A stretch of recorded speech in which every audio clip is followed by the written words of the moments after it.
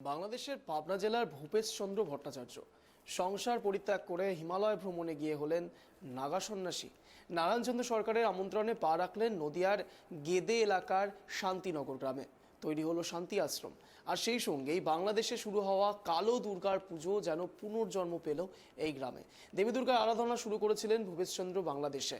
একবার পুজোর আগে দেবীর মৃত্তিকা দেহের রঙের প্রলেপ চড়াতে গিয়ে ঘুমের ঘোরে কালো রং ঢেলে দিয়েছিলেন মৃৎশিল্পী। এরপর জমিদারের ভয়ে তিনি রং মোছার হাজারো চেষ্টা করলেও সফল হয়নি।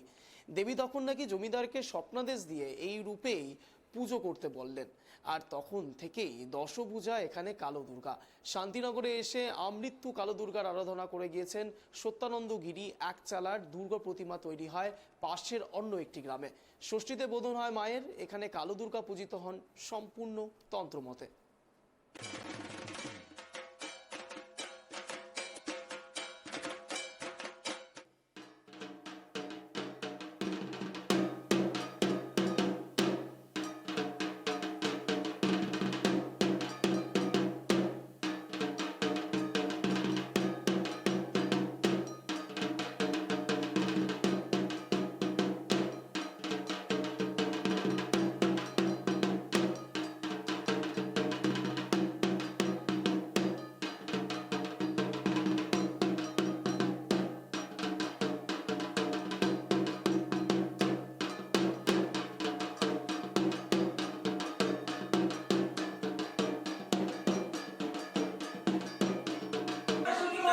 আপনারা আমাদের এই অভিনব কালো রঙের মাতৃ প্রতিমা দর্শন করুন এবং এই মাতৃ প্রতিমা সম্পর্কে আমি আপনাদেরকে দুটি চারটি কথা বলব